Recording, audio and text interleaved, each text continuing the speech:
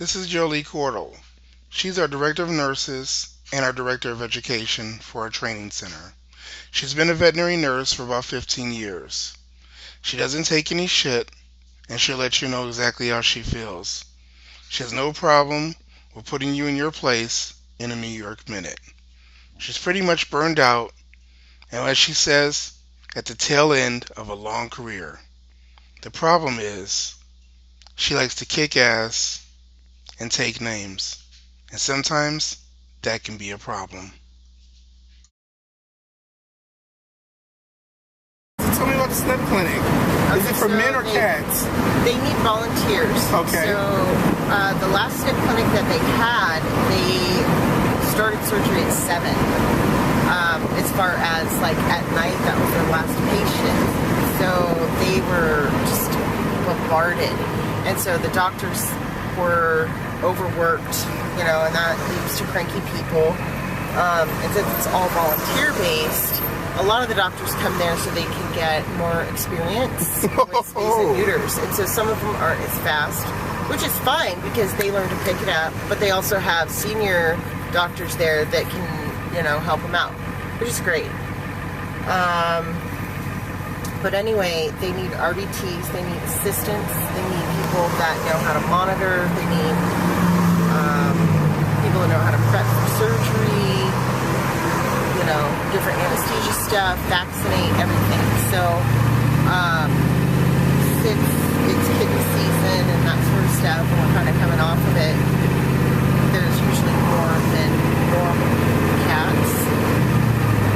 So, I put it up there on the board, and Christine and Alicia were really interested, and they took all the information that I gave them. I gave them Karen Hopp's, information.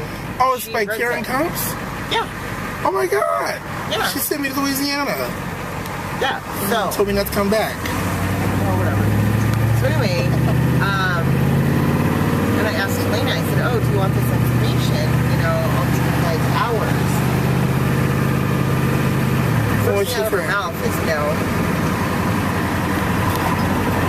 And I was just like, okay. So I just dropped it. But I think that the big thing is that we're going to have a problem with is that some of the students only want to do stuff that they like. And in veterinary medicine, you don't pick and choose. Right.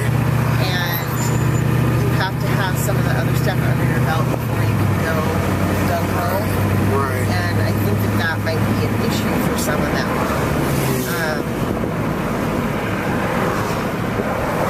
So I was trying to think of stuff that would try to engage Helena more towards, rather than a specialty, like she wants to do exotics and that sort of stuff. So I was trying to think of different hospitals that she could do her rotation at. And I said that Dr. Hageman was heading up the snip clinic this time. Well, and I said Dr. Hageman has extensive experience with large breed dogs, and also with reptiles and pocket pets. She's really good at that. And she's in Antioch. Yeah. And so I didn't get much interest from her. And then I also said, well, there's Dr. Evelyn Ivy over at Four Corners, but that's in Concord. And I said, but the, Crowder name.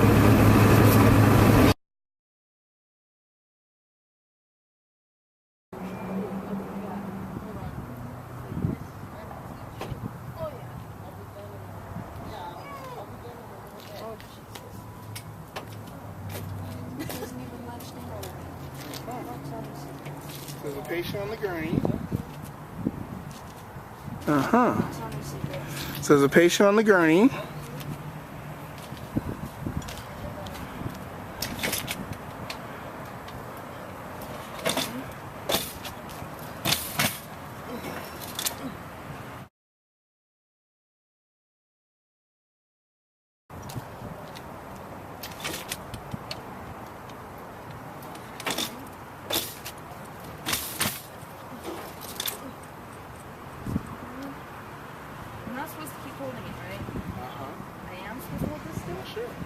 Yeah?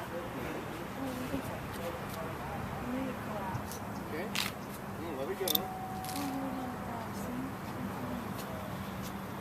Oh, okay. So you take it into the house.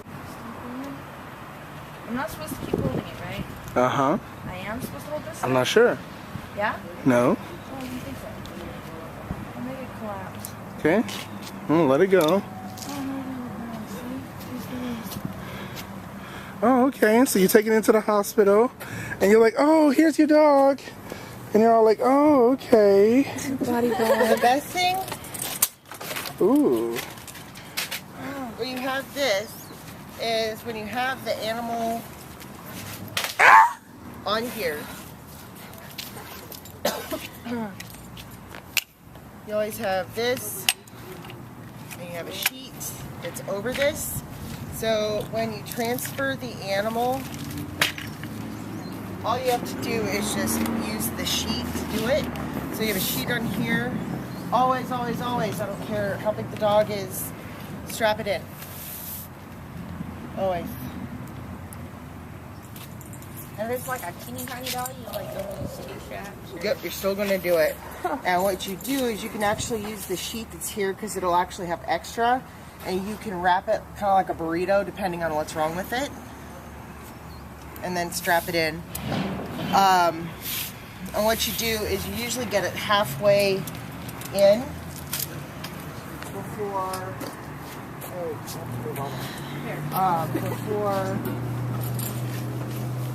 the other person goes in. So you always have someone that's up near the head that can put their hand on it, and then David will push it in. So I'm constantly walking with it to make sure the animal is stable. Excellent. Excellent. All right. Looking good. Okay. You want me to put it back?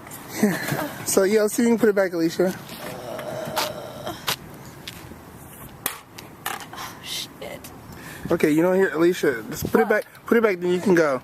That's it. You know how to do it.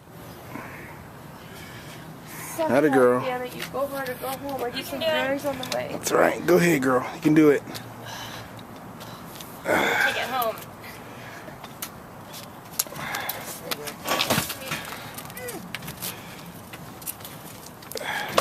Atta girl. Yes.